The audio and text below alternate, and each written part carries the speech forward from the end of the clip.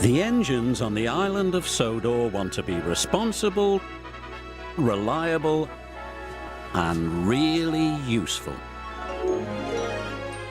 They are happiest when the Fat Controller gives them important work to do.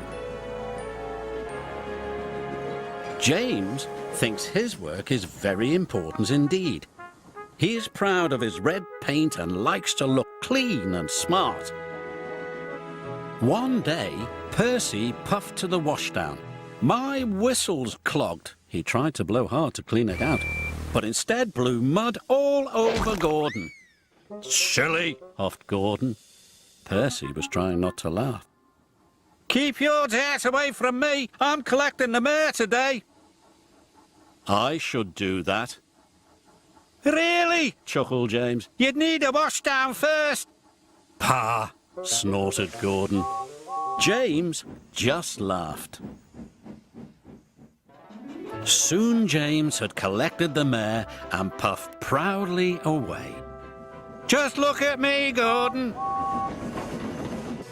"Show off," grunted Gordon. The Fat Controller came to the sheds.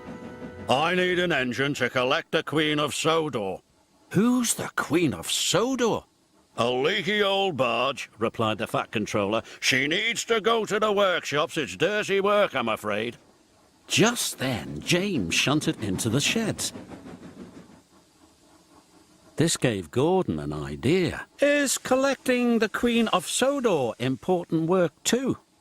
"Very important work. Do I have a volunteer?" "Very important work!" exclaimed James. "I'll do it." "Then it's settled. She's waiting at the canal." "Thank you, sir," said James. Gordon was delighted. His plan was working. "I'm here to collect the Queen of Sodor," announced James. "There she is," said the yard manager.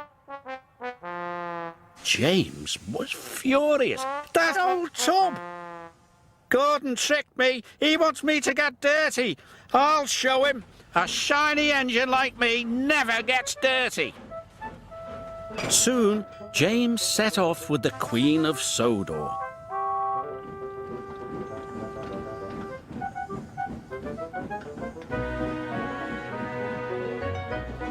It was a long journey to the workshops. "Shiny and clean, puffed James. Then there was trouble. The tall funnel of the old barge crashed through a pipe. James was sure he'd get covered in sludge, but he didn't.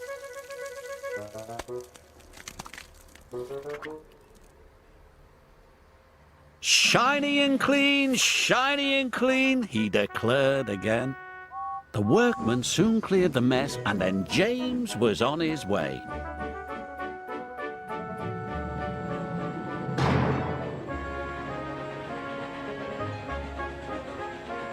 He arrived safe and sound, pleased that the dirty work was done.